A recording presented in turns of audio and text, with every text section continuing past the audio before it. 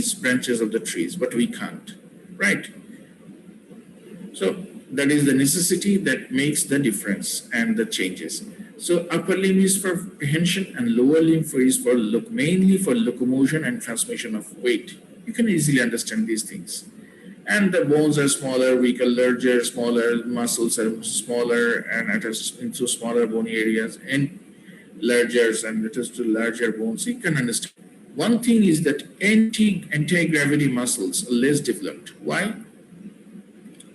Anti-gravity muscles of the upper limb is less developed, whereas the anti-gravity muscles are more developed in the lower limb. Why? Because we have to stand up against the gravity with the help of our lower limb, not usually with the help of our upper limb, right? You stand up with your feet, not with your hands. You walk, so you are always, we always are working with the help of the lower limb. That is for locomotion. We have to stand up and we have to maintain the anti-gravity against gravity. That's why the anti-gravity muscles, particularly the gluteus maximus, the quadriceps, and the soleus, these are the major anti-gravity muscles, and they are very thick, very voluminous, and they have got a very large area of origin. So they are very powerful, very strong muscles, and their corresponding muscles in the upper limb are not that much strong. Why? Because they don't need to work against gravity. Okay. Similarly, the pectoral girdle, and this one, a pectoral girdle is almost the similar, but one thing is that you see,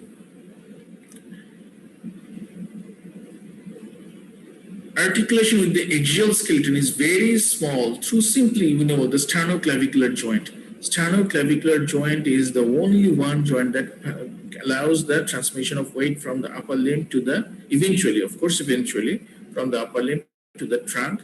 Then it is spread through the sternum to the ribs, and then it goes back to the vertebral column. You know it. Then it goes downwards, right? So the weight is transmitted, and it is the articulation of the with the exoskeleton is very simple. So the sternoclavicular joint in the sense of weight transmission, but in the sense of with the exoskeleton is the sternoclavicular joint and very small joint.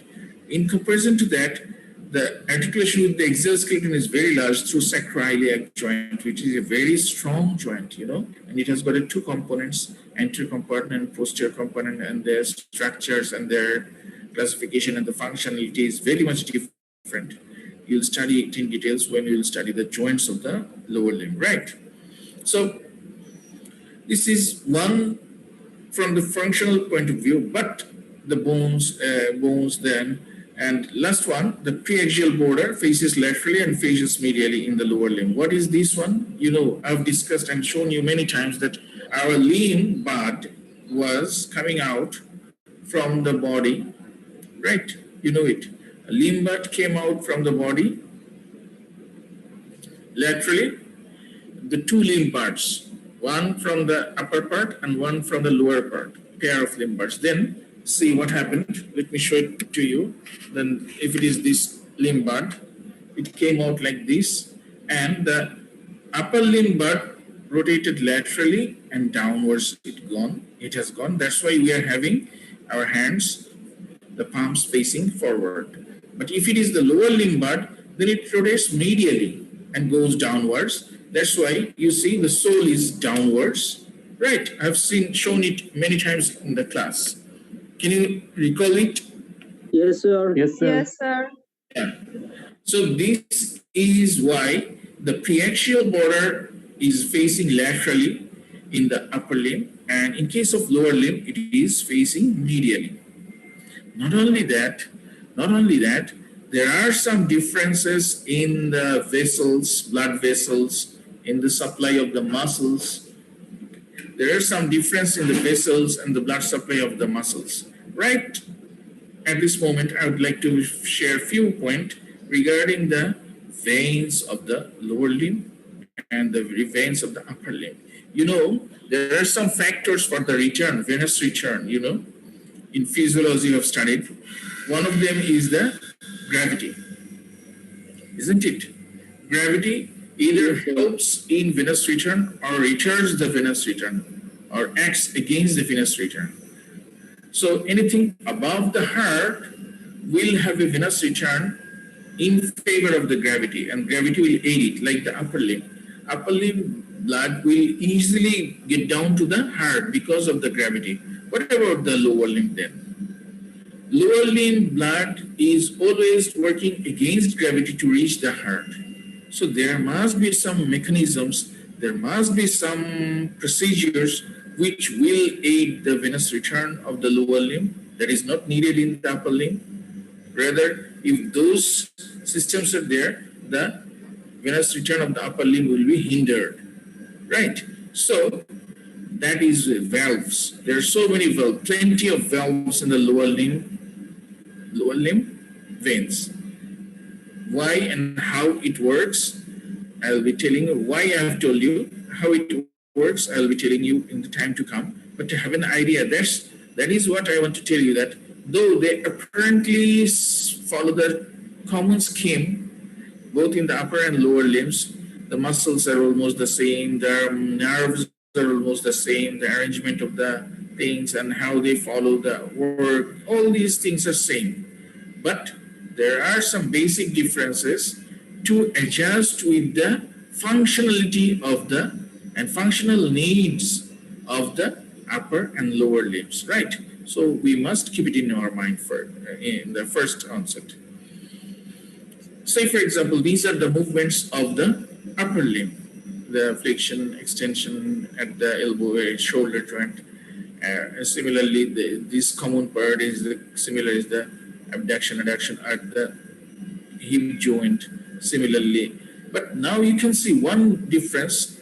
That is, if you compare these two, the flexion at the elbow joint and its homologous joint, the knee joint of the lower limb, where the flexion is behind. Here, the flexion is in front, but here the flexion at the knee joint is happening behind, right?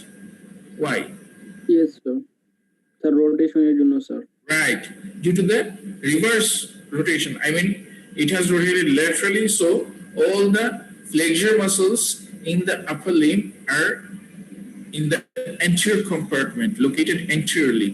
Whereas in the lower limb, the hip is fine because there is no that much rotation there. But in the lower limb, particularly the knee joint and ankle joint, there are some changes. Why? Due to this medial rotation of the limb bud that finally resulted in the posterior compartment that is doing the flexion action, right? That is one thing we must know. And another thing is the segmental innervation of the lower limb movements. There is a segmental, you see, lumbar 1, 2 is causing the flexion at the hip joint. I'm always telling at the, not of the. Flexion at the hip joint and extension at the hip joint. Similarly, flexion at the knee joint, extension at the knee joint. Dorsiflexion, that is the dorsum, and this is the sole of the foot. So this is called when the dorsum of the foot goes to the anterior aspect of the knee, leg. It is called dorsiflexion, just like this. And this is plantar flexion, right? And one more movement that is not found in the upper limb is the inversion and eversion. Inversion, where the great toe is rotated medially, and an eversion where the small or little finger is rotated laterally, and the medial aspect of the sole is touching the ground, and the lateral aspect is free of the ground. That is called eversion, and this is called inversion, right? So inversion and eversion.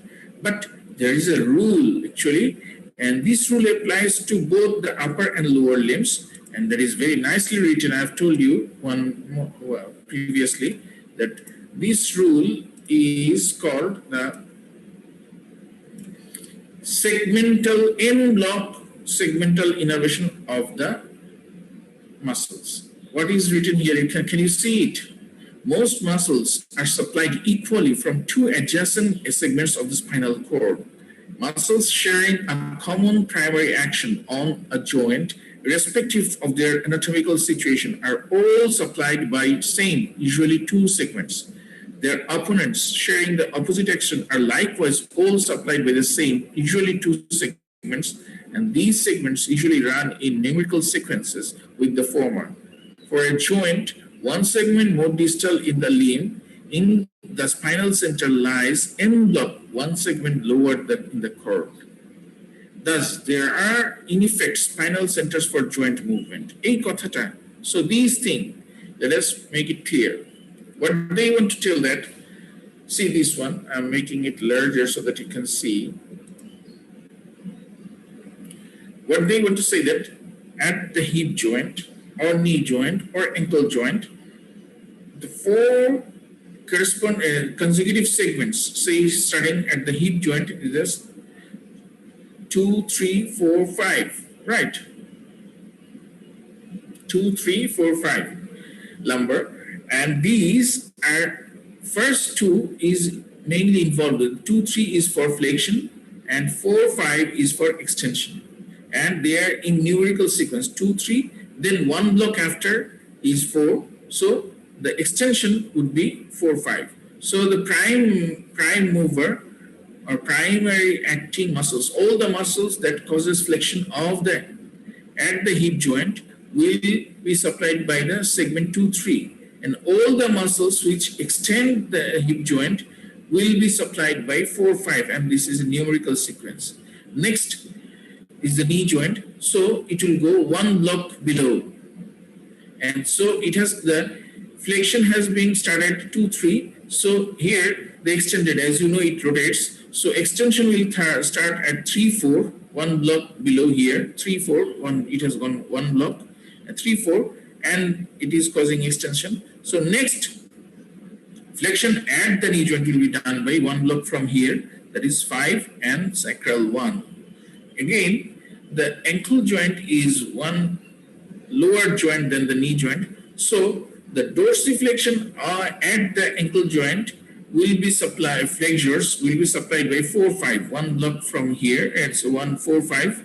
It is 2, from 2 it is 3, 3 from 4, and the plantar flexions will be supplied by sacral 1, 2. And that is called the rule. This is a basic rule, right?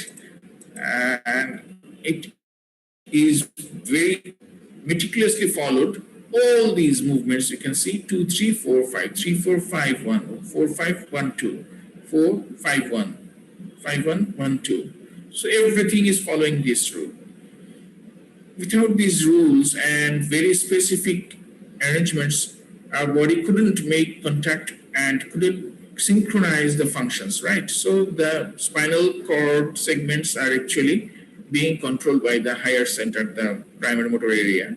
But you'll study it later, you'll know it later. But have an idea that they are very much reciprocally communicating. Communicates reciprocally, right? Okay, let us come back again to that, what I was telling. Now, this one we have already discussed, so I don't need to tell it anymore. The rotation is medial and lateral and medial one. And you know, when one organ goes from its original place to another, that means migrates, it usually takes what? The neighboring blood vessels as is supplying blood vessels at the final destination.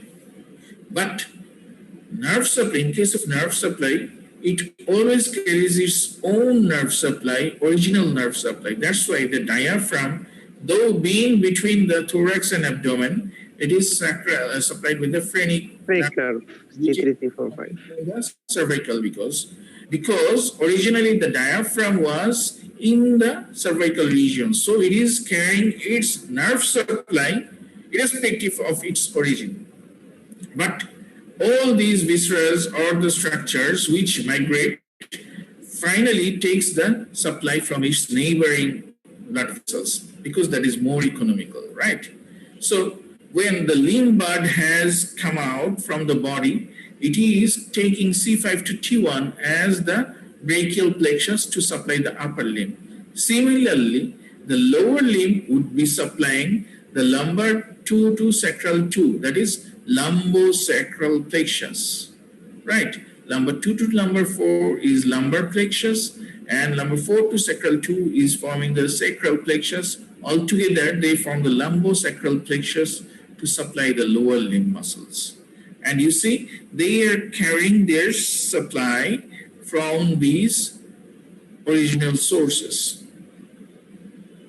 right? So always remember that.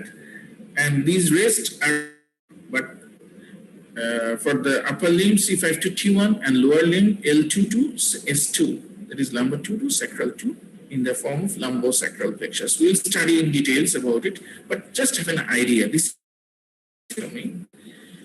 Okay, but these things you can't do, so just have an idea. It's taken from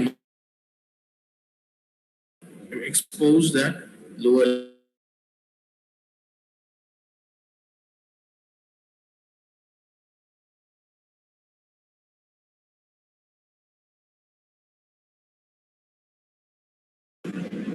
Are you there? Yes, sir. Yes, sir. Okay, fine. Okay, fine.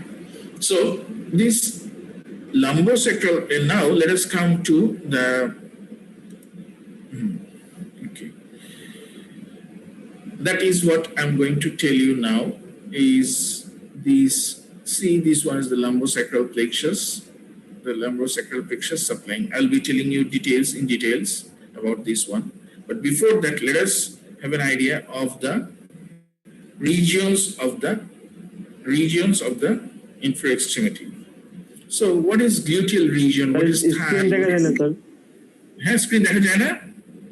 ও বলবা তো বাবারা, আমি তো মনে করছি দেখা যাচ্ছে। আচ্ছা দাঁড়াও।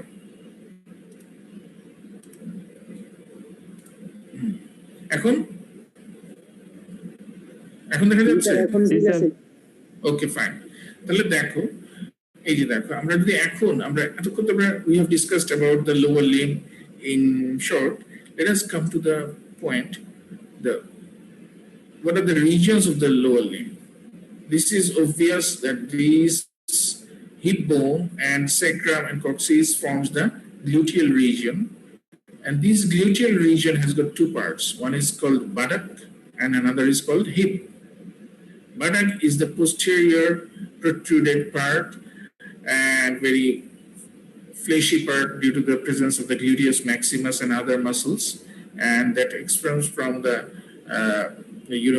from the medially from the gluteal natal cleft and laterally on its side by the iliac crest, and posteriorly, superiorly, inferiorly, that is a region.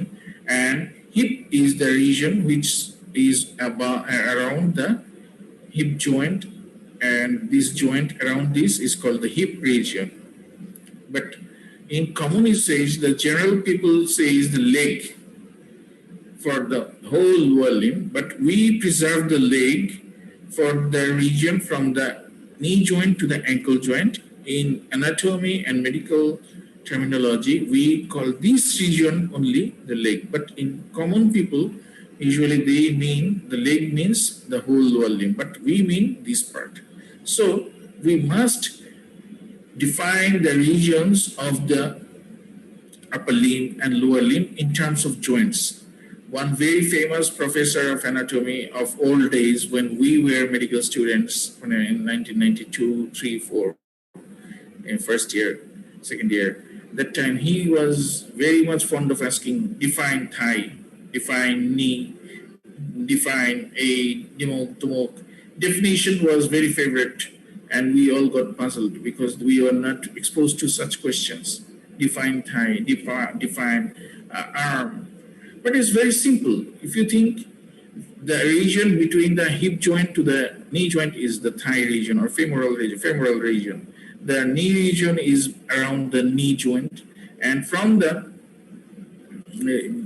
knee joint to the ankle joint is the leg region, and ankle region or talocrural region is around the ankle joint, and the foot is there, the foot region. So you can easily classify or divide the whole lower limb into gluteal region, thigh or femoral region, knee region, leg region, ankle region, and foot region, right? So now you can understand these were very common questions, very easy questions. But that time it was very much puzzling. And now let us come to another point, that line of gravity and line of weight transmission. What does it mean? Line of gravity and line of weight transmission.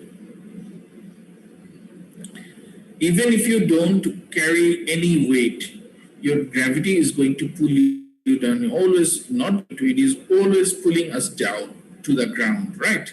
That's why we are on the ground. We don't tilt from the ground. Okay, so that is called and that is actually passing through these line, and these are called lines of gravity. But line of weight transmission is something different. Line of weight transmission, you can see the arrangement of the thigh region is not straightforward. Rather, it is medial. The lower end of the thigh is somewhat medial and close to the line of gravity. Or else, if it were more lateral, like the quadrupeds, this is the picture of the quadrupeds, where this is the anterior limbs and this is the posterior limbs.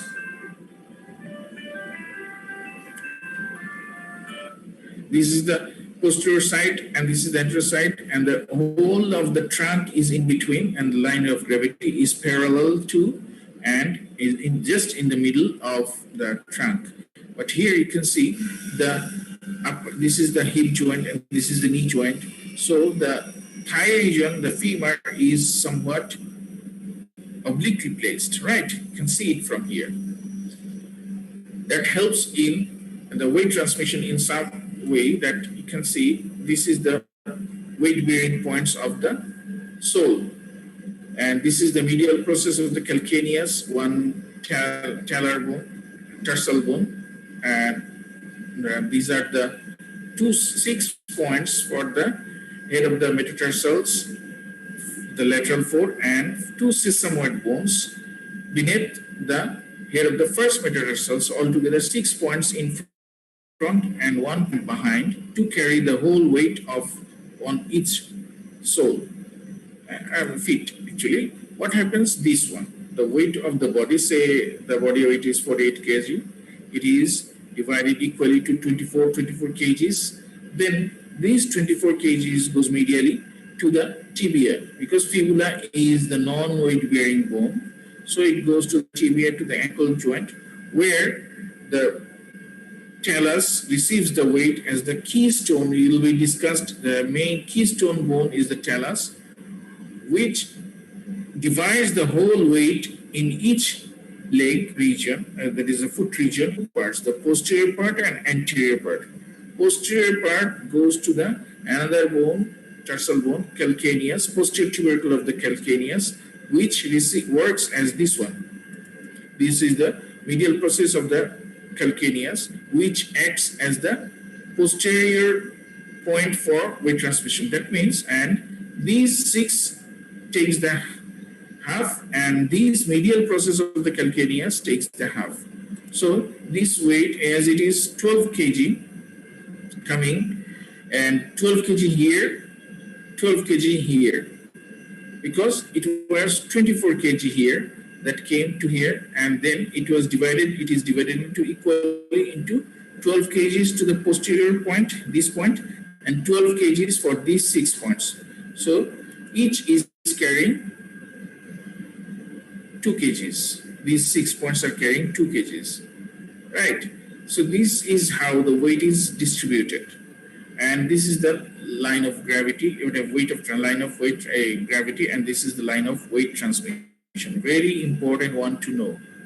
And if it were not this much well organized, we could have always been in slanting position and on unstable. So this is what we must know, and this is a very favorite question. At the same time, you can see that we have 5 toes, but why 6 points? All right.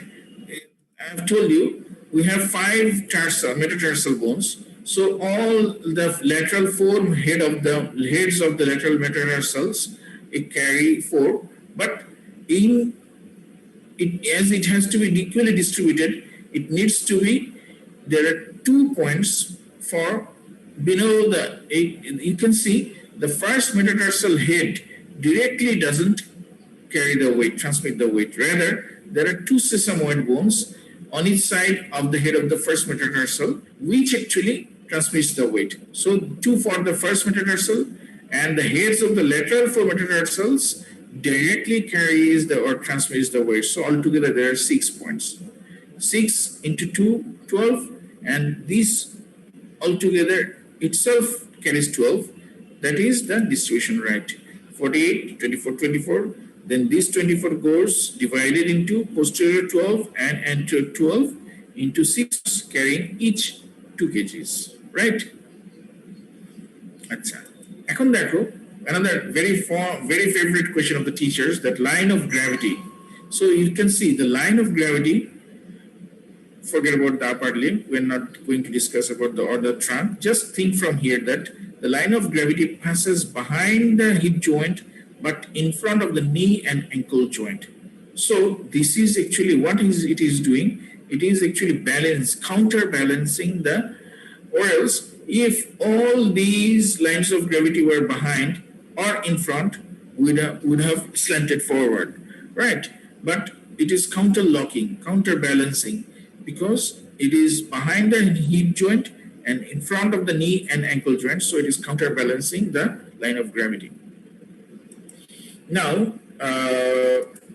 Sir একবার বললে ভালো হতো। আচ্ছা, একবার বলছি। দেখো এই যে hip joint center of the hip joint, behind the hip joint, this line of gravity, এই যে line of gravity, এই যে আমাদের line of gravity যেটা ডট ডট দিয়ে দেখানো হয়েছে, so line of gravity passes behind the center of the hip joint, but in front of the center of the knee joint and ankle joint. এই হচ্ছে এদিক দিয়ে, তাহলে কি হচ্ছে, what happens, that it is the weight is passing behind the hip joint, so we are having an advantage of, one second please.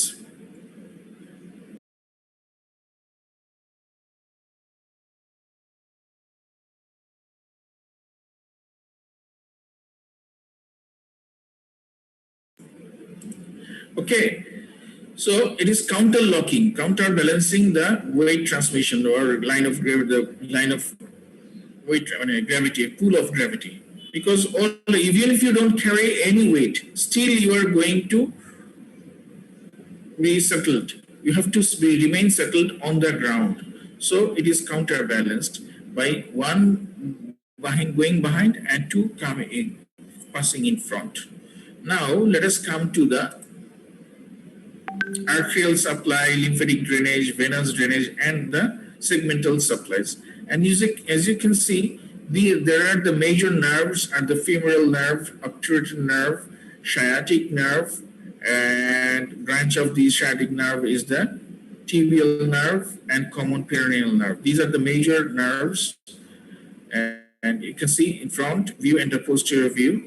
This is the femoral nerve, this is the obturator nerve, this one is posteriorly the sciatic nerve, which divides into 2. One is common peroneal nerve and one is tibial nerve. Then it is again divided into to supply the whole the muscles of the lower limb. But all these nerves actually arise from the lumbosacral trunk, right?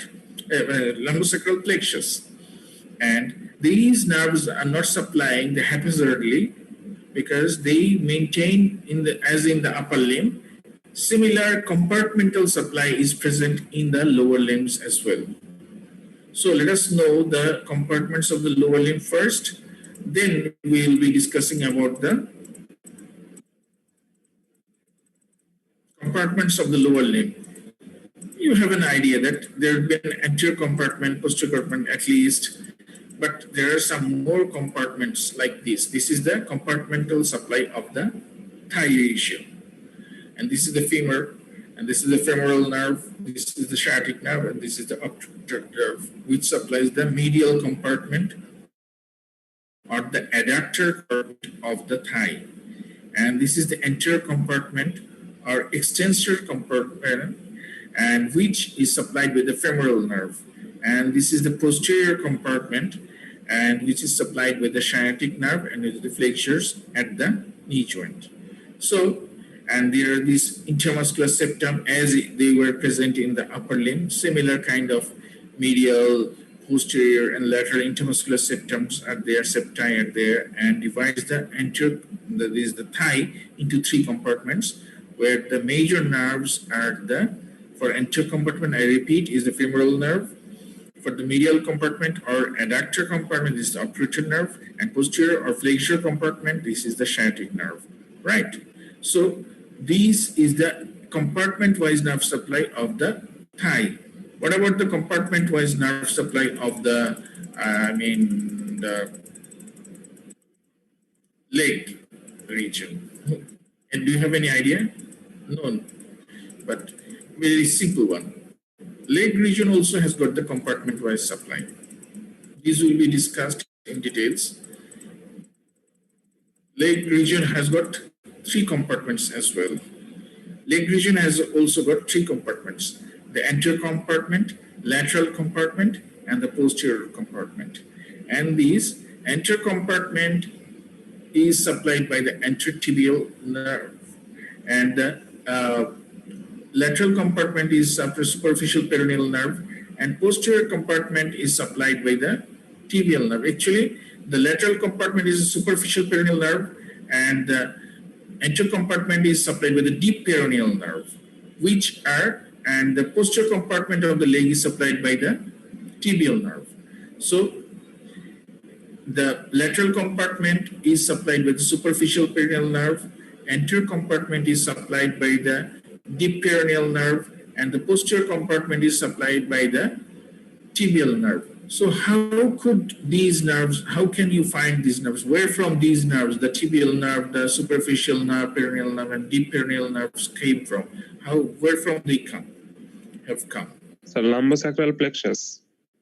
Hey, fine, lumbosacral plexus, very good. But what are the source? Because we haven't seen these names when you have discussed about the being names of the nerves, right? Say we have discussed about told the major nerves, the femoral nerve, the obturator nerve, and the sciatic nerve. So you can see these sciatic nerves divides into two parts: the common peroneal nerve and the tibial nerve. Right? You can see from this picture the sciatic nerve, which is located in the posterior compartment of the thigh, passes to behind, and near at the neck of the fibula, it is divided. It usually divides somewhere in between these areas. That is variable, but it divides into two compartments. One is the tibial nerve, which continues as the posterior compartment nerve of the leg. But another part of it becomes the common peroneal nerve, which divides into two nerves. One is this deep peroneal nerve, which supplies the anterior compartment of the leg, and this is the superficial peroneal nerve, which supplies the lateral compartment of the leg. Then these tibial nerve again, and behind the medial malleolus. What is medial malleolus? You can see there are two large rounded things at the ankle joint. One is called medial malleolus, and one is called lateral malleolus. Bony medial rounded things. These are called malleoli. This is the medial malleolus, and this is the lateral malleolus. So just behind the medial malleolus, it divides into lateral plantar and medial plantar nerves. Right? In this way, they supply the sole muscles. And you know, there are 20 muscles in the foot. Out of them, 18 are located in the sole, only 2 in the dorsum. So most of the muscles of the foot are supplied by the tibial nerve, right? So let me make it clear that there are major nerves, the femoral nerve for the anterior compartment of the thigh, that is the extensor compartment of the thigh, and the obturator nerve, which is for the adductor or medial compartment of the thigh, and sciatic nerve, which is for the posterior compartment or flexure compartment of the thigh. Next, this sciatic nerve continues downwards and divides into the tibial nerve. It actually divides up here in somewhere between, but it continues to the posterior compartment of the leg as the tibial nerve, and the remaining part forms the common peroneal nerve, which again divides into two. One is the superficial peroneal nerve, which supplies the lateral compartment of the leg, and one is the deep peroneal nerve, which supplies the anterior compartment of the leg. And this sciatic is the tibial nerve at the posterior end. You can see the posterior end of the medial malleolus. It divides into two: lateral plantar nerve and the medial plantar nerve. So supplies the sole muscles. So this is altogether the nerve supply, general plan of the nerve supply of the lower limb muscles, right? But all of them are coming from the lumbosacral plexus. And now you can see the details of this. Which muscles are supplied by which one? The biceps femoris and others. That is I'm not going to detail it right now because you don't know the names of the nerve muscles. That's why I'm not going to detail it. But at a definite time and a perfect time, we will be discussing about the similar figure I have shown you in the upper limb, including the lumbricals, interossei, all the supplies. Similar arrangement is here also. So we'll be coming to that. Just I'm showing it for you right at this moment. Now, next thing is that we have discussed about the nerve supply. We have discussed about the artery. We should be discussing about the arteries. What are the arteries? So as to say, for which supplies the lower limb. One thing for sure, the external iliac artery would be the main source, because abdominal aorta is divided into common iliac arteries, right and left. Then the right common iliac artery is divides into the right external iliac artery, right internal iliac artery. Internal iliac artery supply the pelvic structures, and the external iliac artery supplies the part of the upper abdominal part, and also it supplies the whole of the lower limb in the form that when inguinal ligament, when it crosses the inguinal ligament midpoint, same thing just changes its name and becomes the femoral artery. And immediately after that, this femoral artery gives a deep femoral branch, which is called the arteria profunda femoris, artery.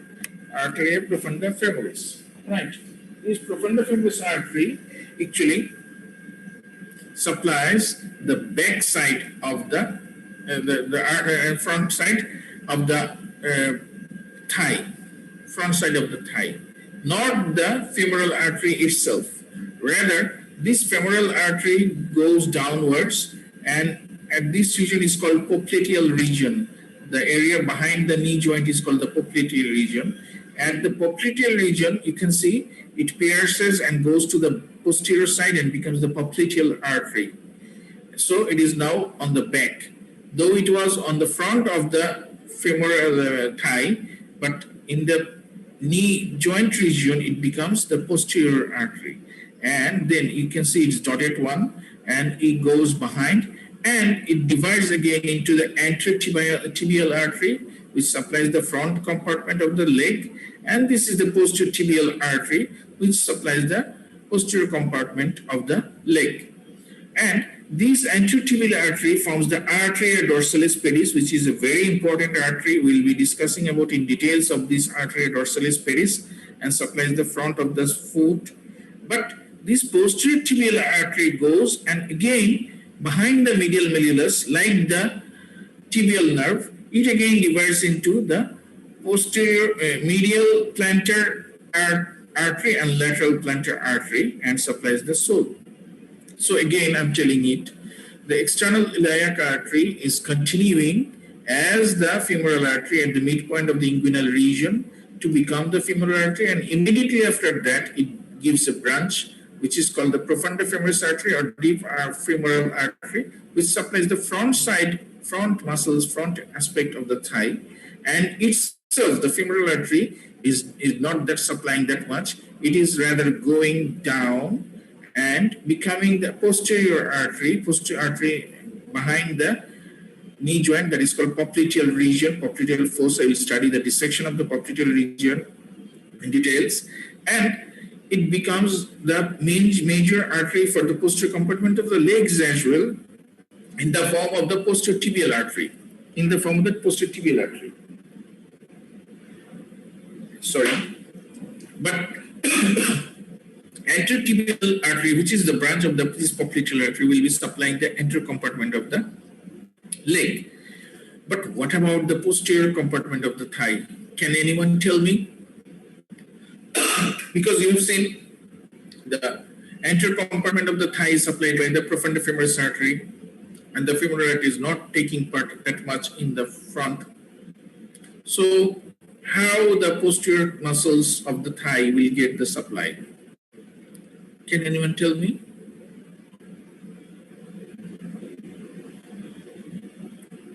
Anyone? Any idea? Because there is no big artery, as there is no big artery in the posterior compartment of the thigh, these profundifemoris artery has got some perforating branches, very much strong and definite perforating branches, 4 perforating artery branches, 1, 2, 3, 4. And they go to the back side and supplies the back of the thigh muscles. Got it? So these are perforating arteries. These are the perforating arteries which are branches from the profundifemoris artery, which is supplying actually the front. And these perforating arteries arising from the profundifemoris artery goes to the back and supplies the muscles of the back, as there is no big named arteries there. Artery or arteries there, like the femoral artery, like the posterior from profundifemoris, like the popliteal artery, like the anterior tibial, posterior tibial. There is no big artery in the back of the thigh, though there is a huge amount of muscles there. So there are 4 perforating arteries from the profundifemoris, and these arteries go back to supply the back side of the thigh. Got it? Is it clear? Are you with me? Yes, sir. Okay. Yes, sir. Okay. Is it clear? Yes, sir. Yes, sir. Okay, fine. So let us make it short about I want to discuss about the venous drainage in short and lymphatic drainage. So there are 2 groups of veins in the lower limb. Particularly, 3 groups, 3 groups of veins in the lower limb. One is superficial group, one is deep group, and another is communicating or perforating group. So this is the superficial group. You can see superficial group of veins, deep veins, and the communicating veins or perforating veins. As we have got some perforating arteries, similar perforating veins are there. So deep veins are the named veins, like the femoral vein, like the anterior leg vein, anterior posterior arch vein. These are the named veins. And some are the venicomitants. And so these are the deep veins, which actually ultimately drain to the femoral vein, and that goes upwards from the external nuclear iliac veins, and this way it goes upwards. So this is the deep vein. These are the deep veins. But there are 2 small superficial veins. One is the great saphenous vein, and another is the small saphenous or short saphenous vein.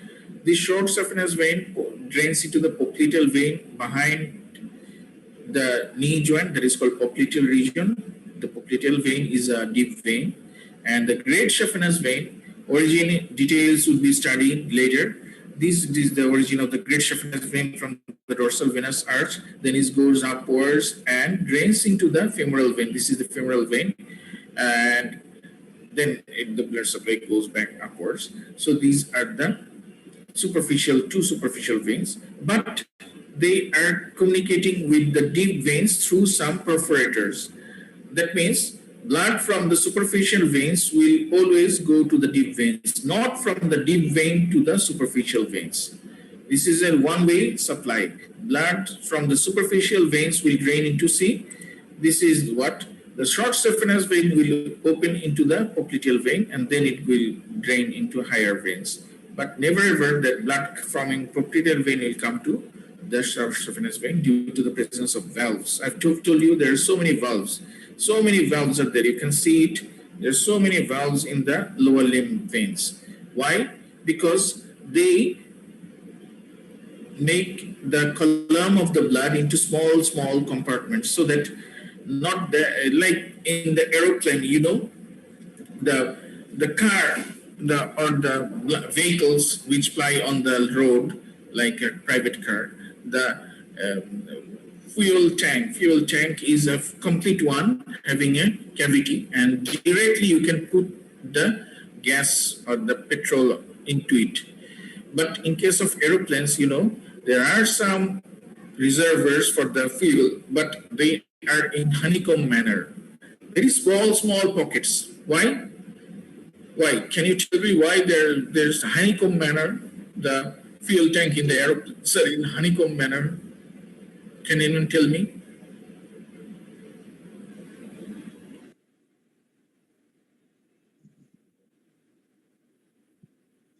Very good. Nurture na korle what benefit it will give? Stability মেইনটেইনের জন্য। আরে না রে বাপ, electrical ionised হয়ে যাবে sir. Planeটা roll করলে what will happen if the airplane rotates or rolls? The whole of the fluid, and there is a huge amount of fluid. Gas means and jet petrol there. So it will be pressing the body cavity of the, because there's a, you know, the kinetic inertia, static inertia, kinetic inertia, that will causing pressure on the wall of the tank, and it will burst out. But if it is compartmentalized, the pressure on the compartment wall will be less. Similarly, if whole the blood tends to go down, it would be causing enormous pressure due to the gravity, because gravity will be pulling it all together down. But if it is made compartmentalized by the presence of veins, this compartment will cause pressure only on this one, not on this one. This compartment will be causing pressure only on this one, not on this one. Altogether, there will be no pressure on the lower ones. Right? So all the column of blood in the deep veins are compartmentalized by the presence of the valves. And not only that, it will prevent the backflow of blood due to the pull of gravity. That's a defense mechanism against the gravity, and that is the very important one. If these valves are incompetent, we'll have these varicose veins.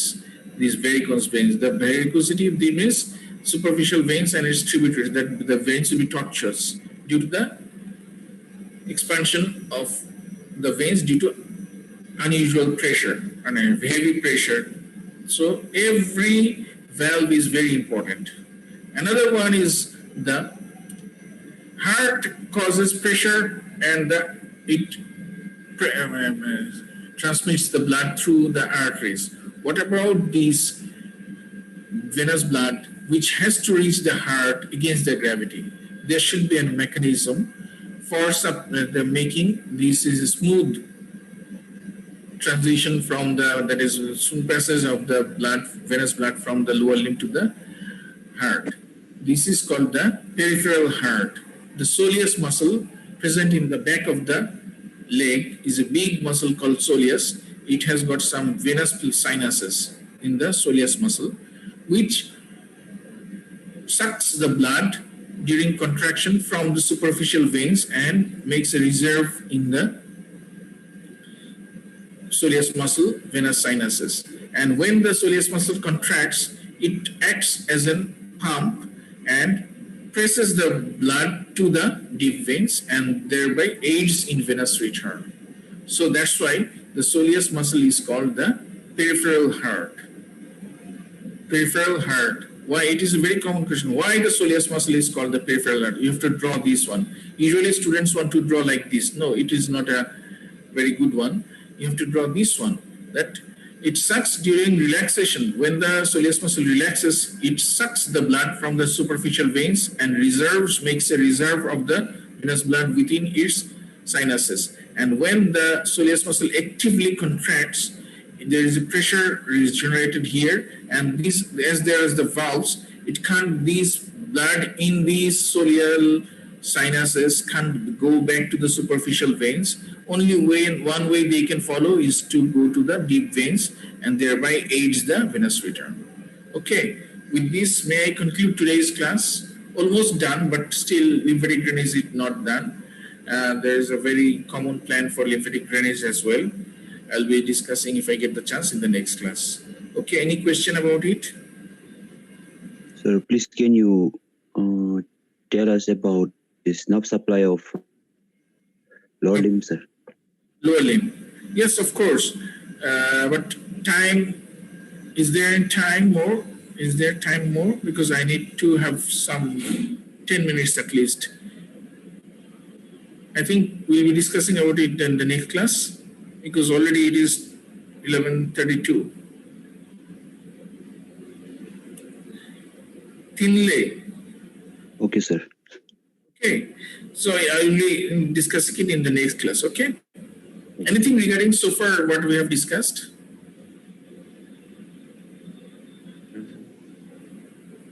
No, sir. Okay, then I can conclude today's class. Okay. Best of luck. Study well. See you, inshallah, next class, in the next class. Okay. Assalamualaikum, sir. Thank you. Welcome. Assalamualaikum, sir. Walaikum assalam.